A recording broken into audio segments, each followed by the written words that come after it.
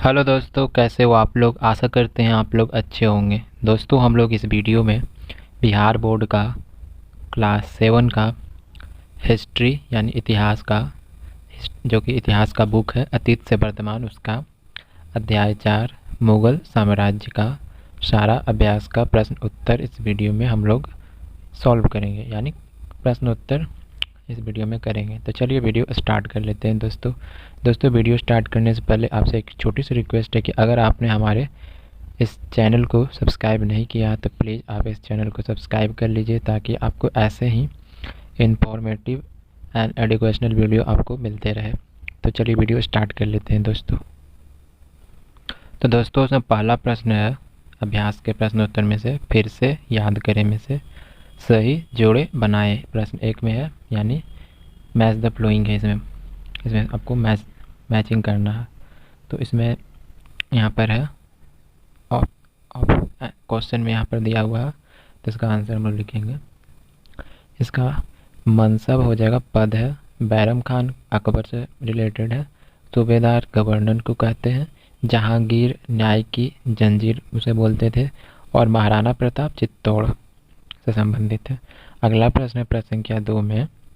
इसमें रिक्त स्थानों को भरें, यानी फिल इन द ब्लैंक्स है। तो इसमें पहला है पानीपत की प्रथम लड़ाई बाबर और खालिस्तान के बीच खालिस्तान ईस्वी में हुई। तो यहाँ पर इसका उत्तर हो जाएगा इब्राहिम लोदी। पहला जो है उसमें इब्राहिम लोदी और 1526 में हुई। अगला इसी में है यदि जात एक मनसबदार के पद और वेतन का द्योतक था तो सवार उसके खालिस्तान को दिखाता था। तो इसका उत्तर हो जाएगा सैन्य बल, मतलब इसमें सैन्य बल भराएगा। नेक्स्ट है तीसरा में शेर शाह ने खालिस्तान बड़ी संख्या में निर्माण करवाया। तो यहाँ पर हो जाएगा सरायों की निर्माण करवाया, बहुत सारा सराय। चौथा में अकबर का दरबारी इतिहासकार खालिस्तान था जिसने खालिस्तान नामक पुस्तक लिखी। तो इसका उत्तर होगा, मतलब इसमें फिल इन द ब्लैंक्स में पहला हम भरेंगे यहाँ पर अबुल फजल, और यहाँ पर जिसने क्या लिखी, कौन सा पुस्तक, तो इसका नाम होगा अकबरनामा। और पचमा में है खालिस्तान मुगल साम्राज्य का वास्तविक संस्थापक था। तो यहाँ पर हो जाएगा अकबर मुगल साम्राज्य का वास्तविक संस्थापक था। अगला है आइए विचार करें। प्रश्न 1, मनसबदार और जागीरदार में क्या संबंध था। तो इसका उत्तर हम लोग लिखेंगे। मनसबदार और जागीरदार में यह संबंध था कि मनसबदार केवल भूमि कर से मतलब रखते थे, किंतु जागीरदार अपने जागीर पर प्रशासनिक कार्य भी करते थे। जागीरदार भूमि कर स्वयं वसूलते थे, जिसके लिए उन्हें अपनी जागीर में ही रहना अनिवार्य था, लेकिन मनसबदार कहीं भी रहकर अपने कर्मचारियों से लगान वसूलते थे। अगला प्रश्न है प्रश्न संख्या 2 में पानीपत के मैदान में होने वाली प्रथम लड़ाई का भारतीय इतिहास में क्या महत्व है। तो इसका उत्तर हम लोग लिखेंगे। पानीपत के मैदान में होने वाली प्रथम लड़ाई का भारतीय इतिहास में यह महत्व है कि इस लड़ाई ने भारत में लोधी वंश का सर्वनाश कर दिया और भारत में एक नए वंश मुगल वंश की स्थापना का मार्ग प्रशस्त किया। अगला प्रश्न है प्रश्न संख्या 3 में मुगल शासन की विशेषताओं को बताइए, उनमें मनसबदारों की क्या भूमिका थी। तो इसका उत्तर हम लोग लिखेंगे। मुगल शासन की विशेषता थी कि उस काल में जन साधारण का जीवन सुखी और संपन्न था।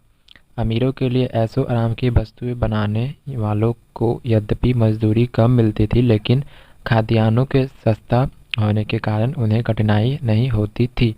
बंगाल में मछली भात खाने का रिवाज था, वहीं भारत में रोटी दाल खाया जाता था। बिहार के लोग भात खाते थे। पशुपालन के कारण दूध दही घी भी खूब मिलते थे। हालांकि कपड़े की कमी थी, इसके बावजूद लोग सुखी थे। मनसबदार प्रशासनिक काम देखते थे। ये बादशाह के आदेशों और कानूनों के पालन का लोगों से पालन कराते थे। आवश्यकता पड़ने पर ये बादशाह को सैनिक भी मदद भी देते थे। मनसबदारों को एक निश्चित संख्या में घुड़सवार सैनिक रखना पड़ता था। इस खर्च को वहन करने के लिए इन्हें जमीन दी जाती थी, जिसकी लगान की आय से ये अपने सैनिकों को वेतन आदि दे तो दे देते थे और खर्चा भी चलाते थे। अगला प्रश्न है प्रश्न संख्या 4 में, मुगल साम्राज्य के पतन के कारण के क्या कारण थे? तो इसका उत्तर हम लिखेंगे, मुगल साम्राज्य के पतन के कारण थे औरंगजेब की अदूरदर्शिता। वह बिना सोचे समझे निर्णय ले लिया करता था। जजिया कर को लागू करके जिसे अकबर ने उठा दिया था, हिंदुओं को नाराज कर दिया। उसने दक्षिण विजय के लिए अपनी सारी शक्ति झोंक दी। इससे उत्तर के सूबेदार निरंकुश होने लगे। 1717 में उसकी मृत्यु ने आग में घी का काम किया। अब मुगल दरबार षड्यंत्र का अखाड़ा बन गया और धीरे धीरे मुगल साम्राज्य ध्वस्त हो गया। अगला है प्रश्न 5 में। प्रश्न 5 में है, भू राजस्व से प्राप्त होने वाली आय मुगल साम्राज्य के स्थायित्व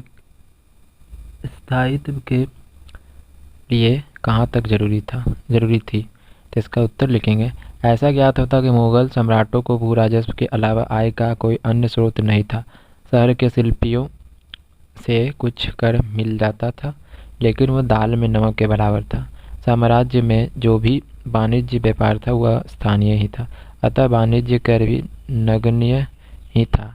इसी कारण मुगल साम्राज्य के स्थायित्व के लिए भू राजस्व से प्राप्त होने वाली आय ही जरूरी थी। तो अगला क्वेश्चन है क्वेश्चन नंबर 6, मुगल अपने आप को तैमूर का वंशज क्यों कहते थे? तो इसका उत्तर हम लिखेंगे, मुगलों का मंगोल और तैमूर दोनों वंशों के संबंध था। माता की ओर से वे मंगोलों से संबंध थे, तो पिता की ओर से वे तैमूर वंश से संबंध रखते थे।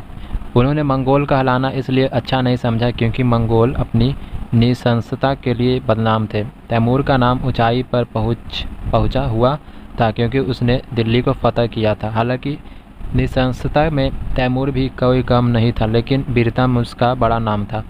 इसी कारण मुगलों ने खुद को मंगोल की अपेक्षा तैमूर का वंशज कहलाना अधिक अच्छा समझा और उसी पर बल दिया। तो दोस्तों, हम लोगों ने इस वीडियो में बिहार बोर्ड का क्लास 7 का इतिहास अतीत से वर्तमान का अध्याय 4 मुगल साम्राज्य का सारा प्रश्न का, जिसमें जितना भी इसमें अभ्यास में प्रश्नोत्तर था यानी प्रश्न था, सारा इस वीडियो में हम लोगों ने सॉल्व किया। तो अगर वीडियो आपको ज़रा सा भी हेल्पफुल लगा तो प्लीज़ आप हमारे चैनल को सब्सक्राइब करना ना भूलें। तो मिलते हैं अगले वीडियो में दोस्तों।